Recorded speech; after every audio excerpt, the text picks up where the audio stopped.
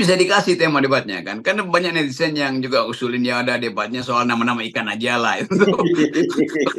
Ya apaan sebetulnya kan. Gibran keliru soal asam sulfat. Di mata Rocky Gerung itu poin minus. Sarankan putra Jokowi itu debat temanya nama-nama ikan saja. Dilansir dari tv1news.com, pengamat politik Rocky Gerung mengomentari soal video Capres nomor urut 2 dari Gibran Raka Buming Raka yang salah sebut asam folat jadi asam sulfat untuk kebutuhan nutrisi ibu hamil. Hal itu diungkapkan Gibran dalam acara diskusi ekonomi kreatif yang digelar di kawasan Senopati, Jakarta pada Minggu 3 Desember 2023.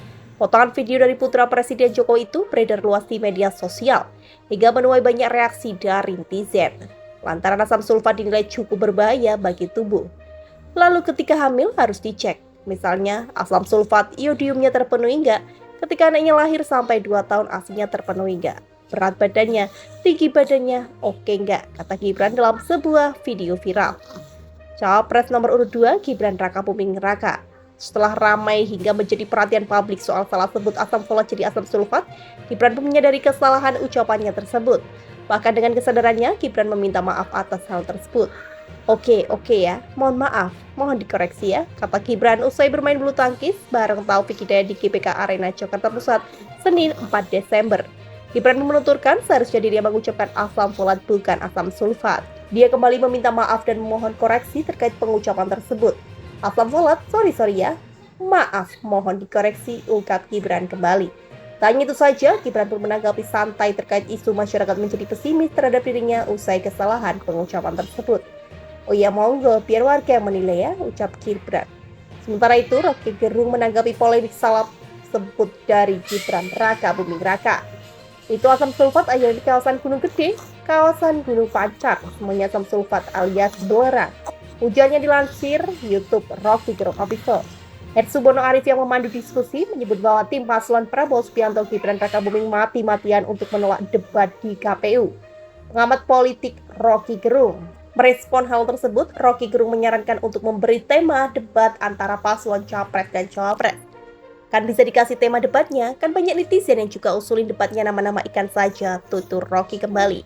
Sebetulnya makin lama Gibran ini bukan sekedar faktor yang mendefisitkan suara Pak Prabowo, tapi faktor yang mendestruksi kemampuan-kemampuan. Jadi merusak karena tidak mungkin orang menganggap bahwa calon pemimpin kita itu orang yang gak mampu, atau bahkan mengucap gagasan kecil, atau mengucapkan rumus kimia yang sederhana. Anak SMA juga tahu dari awal, sambungnya kembali. Rocky mengatakan bahwa kepanikan di tempatnya Prabowo Subianto itu justru melindungi ketidakmampuan dari Gibran. Padahal dari awal Pak Prabowo memerlukan Gibran untuk mensuplai kelebihan di bidang apa dia. Yang di bidang hal-hal yang populer karena milenial mungkin atau Gen Z itu tahu paling tidak Gibran membaca literatur yang cukup tuh ujarnya. Lama-lama betul, Gibran membebani Prabowo kan? Kan Prabowo pasti jengkel juga kan? Walaupun gak diperlihatkan kejengkelan Prabowo. Tapi kita bisa duga bahwa sebagai pembaca buku dan mengerti banyak ilmu pengetahuan, Prabowo merasa masa hal sepele gitu, gak ngerti apa itu asam sulfat, imbuhnya kembali.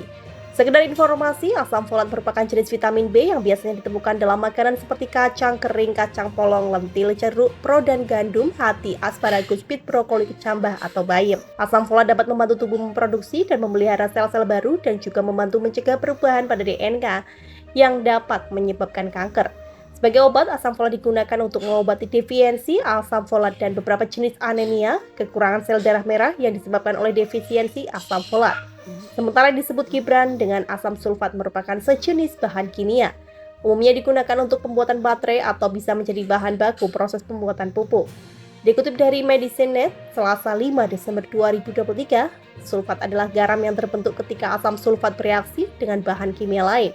Ini adalah istilah luas yang digunakan untuk menggambarkan dua bahan kimia untuk berbasis sulfat sintesis, yaitu sodium lauryl sulfate (ClS) dan sodium lauryl sulfate (SLS). Itu dihasilkan dari minyak bumi dan sumber tanaman seperti kelapa dan minyak sawit.